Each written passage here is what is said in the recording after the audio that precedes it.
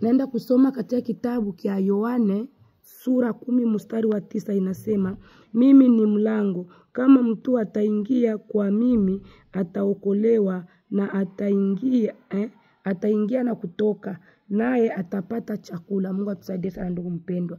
Wanatuambia kusema mimi ni mlango. Ni nani aliyekuwa lango hapa? Huyu mkuambiliwa ni mlango ndiye Yesu Kristo. Mungu atusaidie sana. Anatuambia kusema mimi ni mlango, na kila atakayeingia kuule mlango ataokolewa. Ndugu mpendwa, tunajua katika Biblia kuna milango mbili, mlango nyembamba na mlango pana. Mungu atusaidie sana. Sasa huyu mlango mwembamba ndiye Yesu Kristo. Na huyu mlango mwembamba hauchukui kilichokuwa kinyume na mapenzi ya Mungu. Mungu atusaidie sana. Hautaingia na yale unayochukua isiyokuwa yako wewe Mkristo. Mungu atusaidie sana. Lakini lile lango pana, hiyo mtu ataingia na gisi anavyojisikia.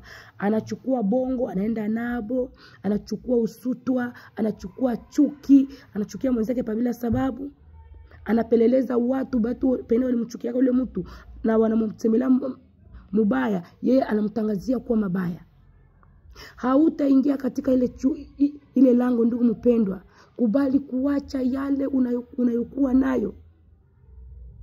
Uzinifu, bongo, mauaji, kuua sio kumwanga tu damu. Hata kwa maneno ndugu mpendwa, unaweza kuua kwa bila kujitambua. Mungu atusaidie sana. Hata kwa maneno tu. Kumbe ndugu mpendwa, lango nyembamba alichukui yale wewe unayojua ya kusema hii njoo yenyewe inaniletea faida, hii ndio hata nikienda kuiba, nikifanya hivi, hauingii nazo ile. Lakini ndugu mpendwa, lango nyembamba ni ya kujihima, ni ya kujikana. Yale ulikuwa naona kuwa ya samani, uitie kuwa maji kwako ili upate kuingia katika lango nyembamba. Na upate kuokolewa.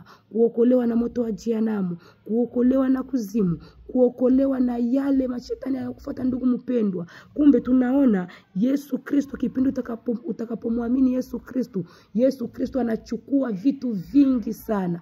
Achukui tu yale unayojua kusema acha mimi niokoke kwa sababu nitafute mume, wala nitafute mtoto, wala nitafute mali. Bali Yesu Kristo, utakapomwamini Yesu Kristo, Yesu Kristo anachukua mambo mengi. Mungu atusaidie sana. Anachukua, anakuokoa kwanza. Kitu kia kwanza, anakupatia uzima wa milele. Kitu kia pili, anakuokoa na moto wa jehanamu.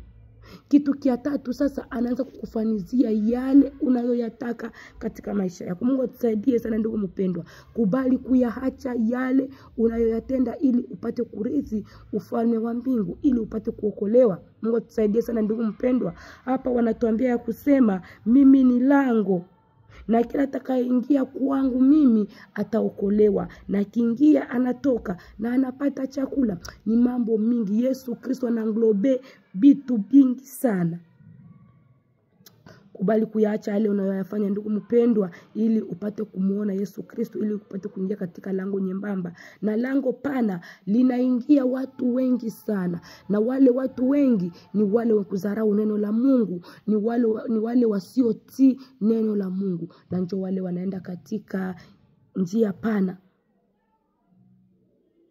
Njia nyembamba wanasema Wakristo nao wanatia kila kitu, hiki ni dhambi, hiki ni dhambi. Wanapenda, wanaingia, wanajiachia.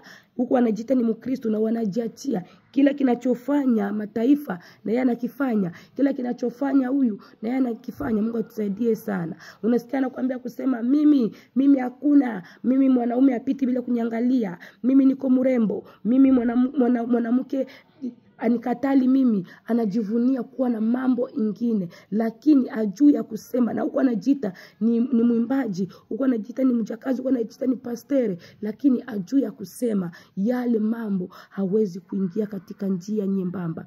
Ujikane ndugu mpendwa, ili upate kuona njia nyembamba na upate kuokolewa katika moto wa jehanamu. Heri mwisho mwema kuliko mwanzo.